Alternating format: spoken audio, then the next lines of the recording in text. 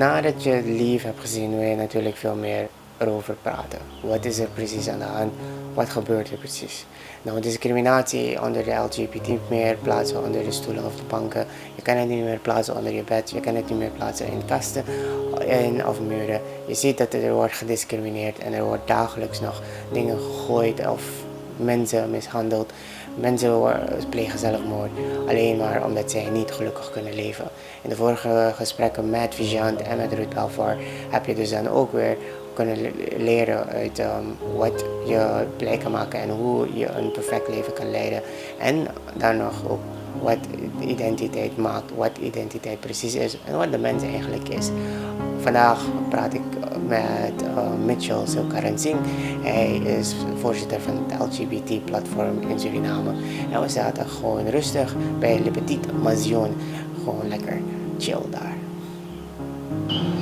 Dus net was ik thuis en ik dacht van, hoe moet ik beginnen? Ik ken je niet echt. En ik heb je maar even als friend op Facebook. En ik heb bepaalde dingen van je gezien. Een van de dingen was, een tijdje terug heb je gepost dat iemand je vroeg waarom de LGBT voor rechten vechten. En je had geschreven, je vecht niet voor LGBT-rechten. Ja, het zijn dezelfde als, het zijn dezelfde als mensenrechten. Misschien kan je daarover een beetje uitleggen, wat is het? Hoe zie je dat precies? Dus wat ik eigenlijk bedoel is, eigenlijk de straight community, als ik het zo moet noemen, heeft gewoon alle rechten. Ze kunnen kinderen adopteren, ze mogen trouwen, ze kunnen van alles doen. En als ze bijvoorbeeld, hoe moet ik zeggen, als iemand bijvoorbeeld met ontslag gestuurd wordt, dan kan men altijd terugtrekken. Maar bepaalde mensen worden gewoon met ontslag gestuurd voor hun seksualiteit. En waar ga je dan naartoe? Als je met ontslag gestuurd wordt daardoor, snap je? Ja. Maar ik ken een aantal mensen die met ontslag gestuurd zijn om hun seksualiteit en niks verder konden doen. Ik heb ook gevallen gekend waar mensen niet zijn aangenomen op basis daarvan. Ja. En het werd door de directie echt gewoon verteld als te zijn, we hebben iets goeds gedaan. Ja. Maar zij brachten het meer over als het is in bescherming brengen van de persoon, dus de LGBT'er, in plaats van we hebben dit gedaan omdat we discrimineren op ja. Maar in feite komt het erop neer, ze willen voorkomen dat mensen gepest worden en dan hebben ze de persoon niet aangenomen in plaats van de andere kant op gaan. En zo zie je dus dan dat die druk er eigenlijk is in de maatschappij en dat niet alleen voor het werken, misschien in die andere gevallen dat je genoemd hebt, zoals kinderen adopteren, trouwen of wat dan ook. Maar ook gewoon in het dagelijks leven. En hoe ga jij ermee om? Want ik heb gesprekken gehad met een life coach en met een motivational speaker. En we hebben het gehad over leven en over identiteit. How to live the perfect life and how to get what is identity. En dan kwam het erop neer dat je altijd gelukkig moet zijn en dat je happiness moet gaan zoeken. Dus hoe is het voor een LGBT'er om zijn happiness te vinden? Als ik kijk naar bijvoorbeeld Lief, het verhaal van Lief, als we daarop concentreren. Nou, je moet gewoon jezelf zijn. En het is wel een moeilijke stap, dat althans. Maar de samenleving gaat je uiteindelijk beginnen te snappen. Dus na een tijdje, bij mij is het ook ongeveer dezelfde situatie geweest met mijn coming out. Het werd eerst gezien als een fase. En toen dacht ik bij mezelf van oké, misschien is het ook een fase bij mij. Dus laat me even nog een aantal jaren afwachten, want ik had ook echt niet veel experience wat dat betreft. Ik raakte gewoon een dagje verliefd op een guy en ik was van oké, what the hell is happening? En je staat er even bij stil van wat gebeurt er met me? En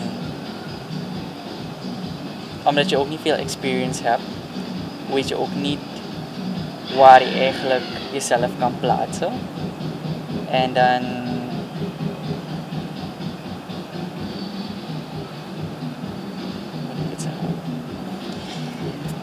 je moet gewoon dan even op onderzoek uitgaan waar je precies thuis hoort. Ja. Ja. Want dat is ook een van de dingen waarmee ik zat sinds vorig jaar ik IMB heb gedaan en trekje als het ware heb ik een beetje aandacht getrokken naar mij toe vanuit. En ik kreeg dan vragen gesteld ook voor mensen die wilden weten waar ze naartoe kunnen gaan voor zulke problemen. Of niet problemen, maar zulke gevallen. Waarbij ze niet echt wisten hoe ze ermee moesten omgaan, dat het nog lijkt op ik heb er een probleem mee om te leven, maar om die happiness te vinden met de manier waarop ik ben. Dus dat is eigenlijk ook wat ik wil weten. We hebben, ik ken de Pride Month, ik ken één of twee organisaties, maar ik weet nou niet precies waar je mensen naartoe kan sturen. We zijn gewoon eigenlijk organisaties.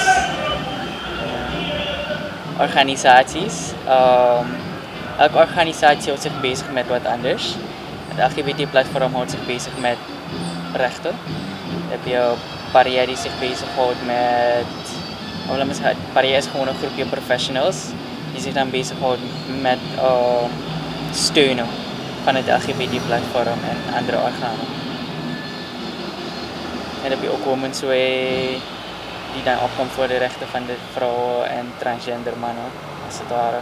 En dan heb je ook nog SMU die zich bezighoudt met het testen van mensen en promoten van veilig seks. Okay.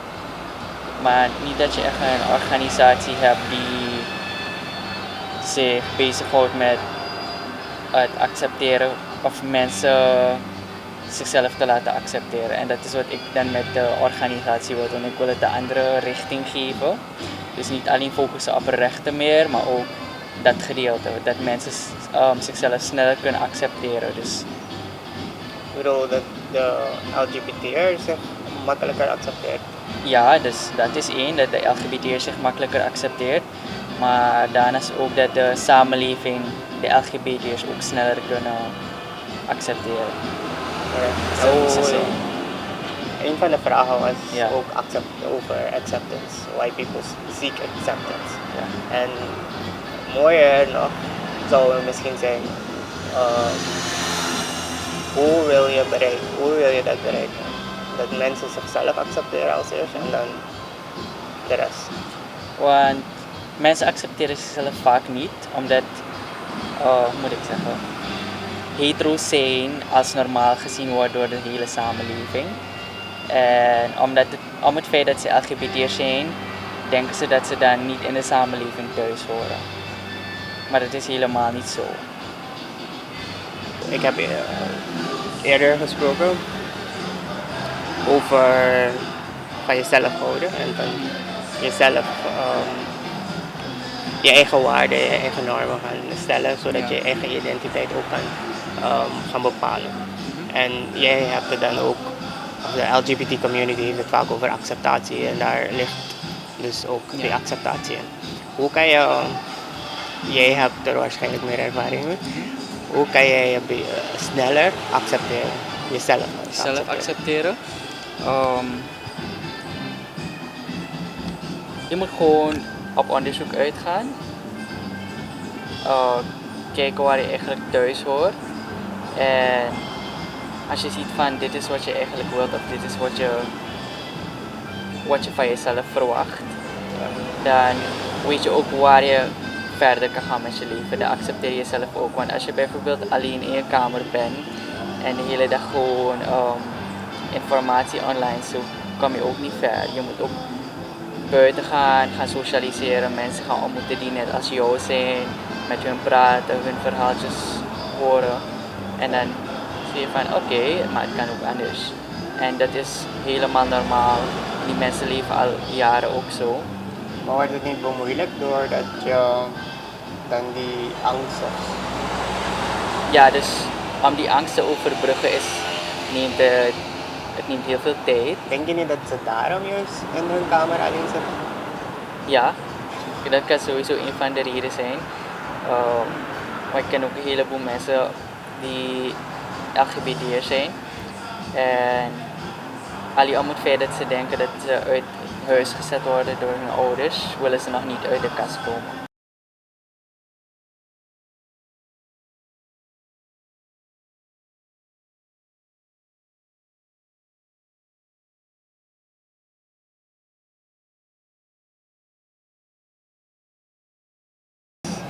Ik sta voor de deur van mijn ouders hun kamer en ik zou het openmaken, maar ik was zo bang dat ik weer terug ben gelopen naar mijn kamer. Ik had echt geen zin om ze te vertellen. Ik ben naar mijn kamer geweest en ik ben weer teruggelopen naar hun kamer. Ik heb geklapt, ik hoorde niks, dus ik ben weer teruggelopen. En daarna ben ik weer naar hun kamer gelopen, heb ik weer geklapt. En toen hoorde ik een stem en dan ben ik gewoon binnengestapt. En toen ik binnen was gestapt, vroegen ze me wat er aan de hand was. En ik was gewoon van, zouden jullie het erg vinden als ik naast meisjes ook jongens leuk vind? En mijn vader zei gewoon, als ik een jongen thuis zou brengen, zou hij het niet accepteren. En mijn moeder stuurde me gewoon de hele tijd om naar mijn kamer te gaan en weer te gaan slapen. Dus dat was best echt funny, want volgens mij dachten ze toen nog dat het een fase was. Dus dat was ergens in 2012. En in 2016 heb ik ze dan verteld dat het werkelijk zo is. En dan dat het officieel is dat ik biseksueel ben.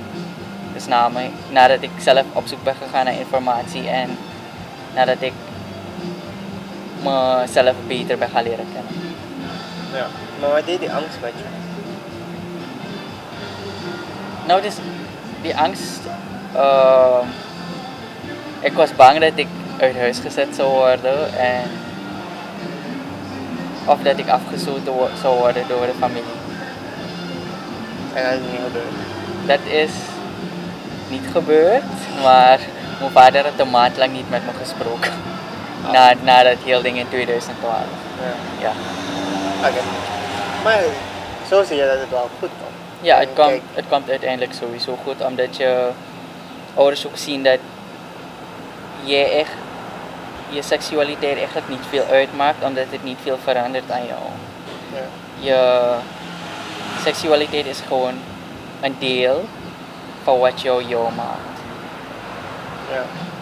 Maar dan ik heb vorig jaar bijvoorbeeld ook Ja. bij de Pride Stories heb ik veel verhalen gehoord dat precies hetzelfde vertellen. Dat je mensen hebt gehad die nog een tijdje afgestoten waren door hun familie. Ja. En dat ze, weet je, en ja, ik hoorde die verhalen en ik heb ook andere verhalen van andere mensen gehoord waarbij ik ook echt zit te kijken van, is het zo erg? Ja. Ja. Maar dan nog, die angst leidt je eigenlijk naar twee kanten, kan het naar twee kanten toe leiden. Want had je bijvoorbeeld die Facebook post niet, zou het misschien anders aflopen. Wat zei je? Als je die Facebook post niet had, Ja. die onverwachte Facebook post, want je had het eerst gewoon aan je beste vriend verteld. Ja. Dat is misschien ook anders afgelopen. Ja. Dan hoefde ik ook niet zo snel uit de kast te komen voor mijn ouders, ja. Ja, dus, maar hebben die mensen dus dan die push nodig of denk je dat ze toch nog op hun eigen tijd? Sowieso zeg ik altijd aan mensen, kom uit de kast wanneer je vindt dat jij ready bent om uit de kast te komen en wanneer jij vindt dat de samenleving er oké mee zal zijn. Of laat me zeggen de samenleving, je naasten er oké mee zullen zijn. Ja, Want jij kent je naasten beter dan ik ze ken. Dus jij weet wat ze in staat zullen zijn als je uit de kast komt. en beter nog wat zij kunnen accepteren. Precies. Ja. Oké, maar je doet het nog altijd voor jezelf. Ja.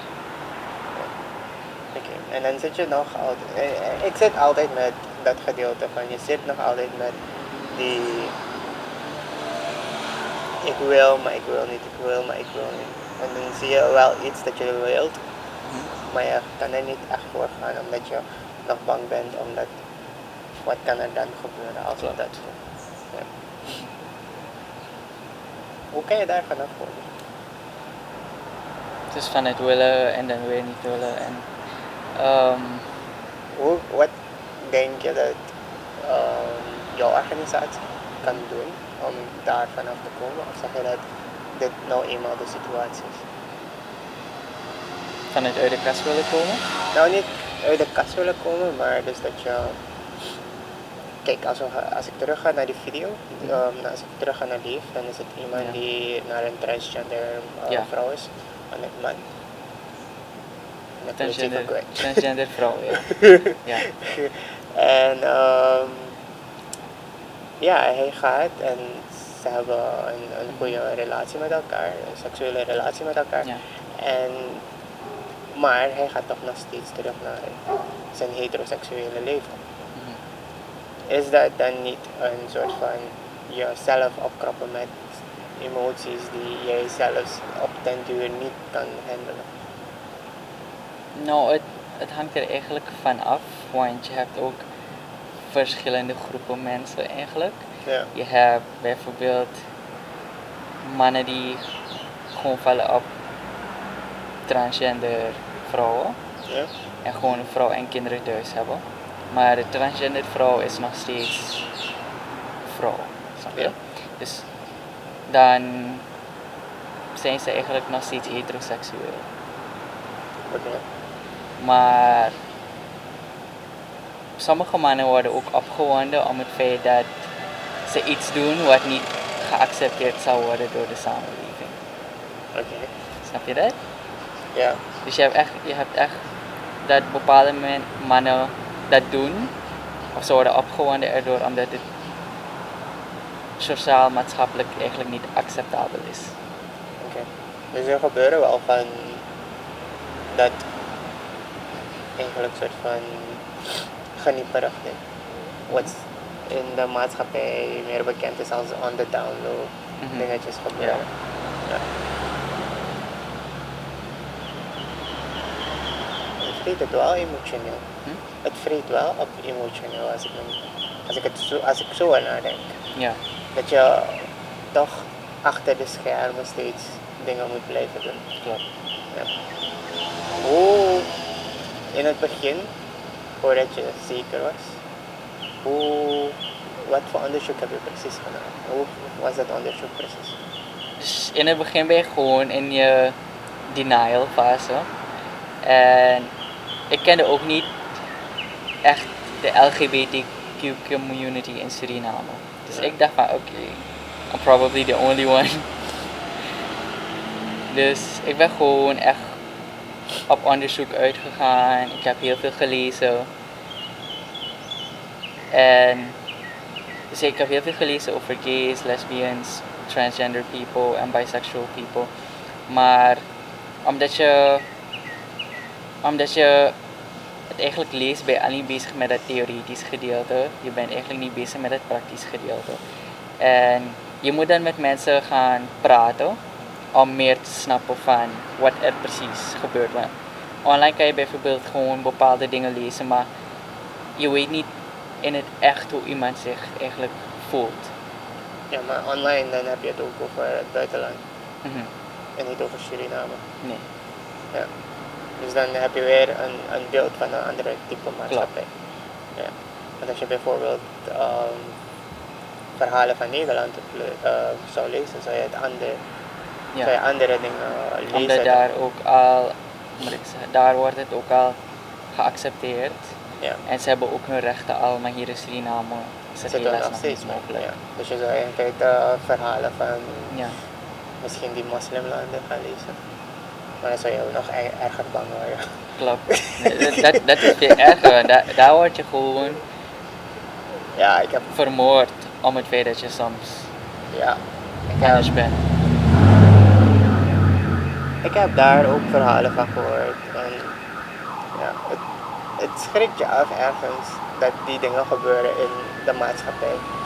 En vandaar ook dus die IMMB. Ja. En laten we gaan denken aan een andere type bewustwording. Dat we mens zijn en dat we verder moeten gaan als mens en niet Precies. als een type of Ja. whatever. Want we zijn allemaal gewoon mens. Uiteindelijk zijn we mens. Precies. En het maakt niet uit of laat me het zo zeggen, je behandelt een persoon met beperking niet anders of je discrimineert een persoon met beperking niet. Waarom zou je dan een LGBT'er gaan discrimineren alleen om het feit dat ze een andere seksualiteit hebben? I'm not even gonna go there. I don't even want it. No? No. Ik las het en ik dacht van, why go there, man?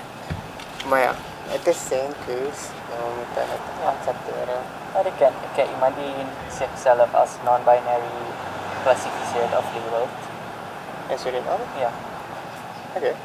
Het is ook een van de bestuursleden in het LGBT-platform.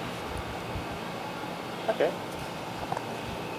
Ik zou misschien met hem moeten praten om te begrijpen wat die non-binary is. Oké, ik heb ook een andere screenshot van hem. Sorry, dat ik ga spyen op jou. It's okay. I mean, you Yes. have to do your research. Yeah. I think this is a joke, but I like the part where you say, don't overthink it. You and only you can stop yourself from achieving your dreams. Klopt. I like that part. The other part is just funny. Yeah. It's just you being funny, or like with the apple. But only you can stop you from achieving your goals. En je hebt het ook uitgelegd met het onderzoek dat je moet gaan doen. En in de vorige gesprekken dat ik gevoerd heb hierover was het ook ga uit op onderzoek, ga kijken wie je bent en dan met vragen, met vaste vragen die je kan stellen aan jezelf. Van waarom, wat maakt me blij en waarom doe ik niet wat me blij maakt. Steeds gaan onderzoeken wie je bent, wat je doet, waarom doe je het, wat is de reden waarom ik dit moet doen. Om dat te gaan ontdekken. En belangrijker ook nog was het experimenteren. In de zin van je gaat dingen doen om te kijken als het wel bij je past en hoe je je daarbij voelt. Jij hebt het gehad over onderzoek bij het ontdekken dat je voor dezelfde seks dan ook gevoelens hebt. Hoe zou je dat kunnen doen? Zou je misschien heb je bepaalde tips dat je kan geven van als je gevoelens hebt voor dezelfde seks, dan kan je misschien dit doen of... Dus als je gevoelens eigenlijk hebt voor dezelfde seksen, kan je gewoon informatie online zoeken. Maar je kan ook je omgeving peilen door af en toe gewoon grappenderwijs informatie uit ze te krijgen. Dus gewoon even over een LGBT-topic praten, maar dan niet zo serieus maken en zien hoe zij daarop reageren. Oké. En dat deed je? Ja, dat heb ik wel een aantal keren gedaan, maar niet bij mijn ouders, gewoon bij neven en nichten om te kijken hoe ze daar tegenover staan. Oké. Interesting. Ja. Maar is de informatie in Suriname, voor Suriname bijvoorbeeld, is het ergens te vinden? Informatie over, dus er zijn nog geen studies gedaan. Oké. Maar als je informatie wil hebben over de LGBT-community in Suriname, kan je altijd stappen naar het LGBT-platform, ze kunnen je informatie geven. En het LGBT-platform bestaat ook uit een heleboel mensen die elk ook een andere achtergrond hebben. Ja. Dus je moet ook even goed kijken van oké, jij komt uit zo'n huishouden, je wilt weten hoe zo'n ouder of zo'n omgeving daarop zou reageren. Maar dan moet je nog steeds teruggaan naar de persoon, want elke situatie kan verschillen, toch? Klopt. Ja. Dus daarom dat we ook de Pride Month organiseren, zodat je dan om meer awareness te creëren, maar zodat je ook als LGBT'er andere LGBT'ers kan ontmoeten en informatie van ze kan krijgen. Maar is het dan niet in your face van, oké, er is nu Pride Month. Dus dan gaat die angst dan niet ook spelen van, ik wil dat niet gaan doen. Ik wil niet naar die stand gaan. Want vorig jaar had je die stands op verschillende plekken waar je informatie kon halen. Maar denk je, of ik weet niet hoe het is afgelopen. Maar zal die angst je dan niet ook tegenhouden om naar die stand toe te stappen? Ja, dat sowieso. Daarom willen we het een beetje anders doen. We willen in plaats van dat mensen naar ons toe komen, naar hun toe gaan. Dus we willen eigenlijk gaan naar scholen om voorlichting te geven over LGBT'ers. En misschien dat ook de mensen helpen, of laten we zeggen de LGBT'ers helpen zichzelf beter te snappen. Maar daarnaast ook dat ze bijvoorbeeld de organisatie kunnen contacten om meer informatie over het LGBT zijn te weten. Oké. Want dan is het niet zo opvallend meer. Want als je nou naar een stand gaat om informatie te krijgen, dan denken mensen vaak genoeg dat je ook zo bent. Maar het hoeft niet zo te zijn. Misschien als ouder heb je dan een kind thuis die zo is en dan ga je naar zo'n stand om informatie te krijgen. Oké. I think I'm done. I think I have everything. Yeah? Yeah, I think so. And I think waar die poem dus eigenlijk om gaat is dat je vastzit in situaties, maar dat we gaan loslaten van dingen die ons tegenhouden om door te gaan. En dat is een proces eigenlijk. Ja. Ja. En jij zegt zelf dat je het zelf ook moet weten wanneer het goed is voor jou. Maar die life coach en motivational speaker hebben me ongeveer hetzelfde gezegd. Loslaten is een proces, maar dat proces moet jij zelf bepalen wanneer jij het inzet. Ja. En het is wel jammer om het te zien gebeuren, omdat ik het een paar keer van dichtbij heb meegemaakt, dat mensen verstoten worden, dat mensen echt naar de grond in worden weggezet door woorden, door de manier van de omgeving, hoe de omgeving met ze omgaat enzovoort. Dus het is wel jammer om te zien, maar uiteindelijk moeten we ook gaan accepteren dat eenmaal de samenleving is op dit moment. Ja. Ja. Hoe ga jij om daarmee? Waarmee? Met al dat alle. Want kijk, bijvoorbeeld, ik heb, als ik me niet vergis, is eerder dit jaar heeft iemand zelfmoord gepleegd. Klopt. Ja. Een tiener bijvoorbeeld. En precies ook omdat hij gepest werd. Ja. Maar dus eigenlijk dat weten we niet precies. Want we hebben ook begrepen dat hij thuis heel veel problemen had. Ja. Ook om zijn seksualiteit. Dus is het om de thuissituatie? Of is het nou, best, het gaat dan niet om wat het precies is, maar het heeft een bepaalde link. Precies, dus het is eigenlijk gewoon dat hij misschien niet geaccepteerd wordt thuis, maar dat hij ook door zijn medestudenten werd gepest en dat het dan daarop leek dat hij niet daar thuis hoorde. Ja. Als je ziet dat iemand gediscrimineerd wordt of gepest wordt op school om zijn seksuele geaardheid of genderidentiteit, dan kunnen ze het altijd rapporteren bij het LGBT-platform. En dan checken we dan hoe we verder de situatie kunnen handelen.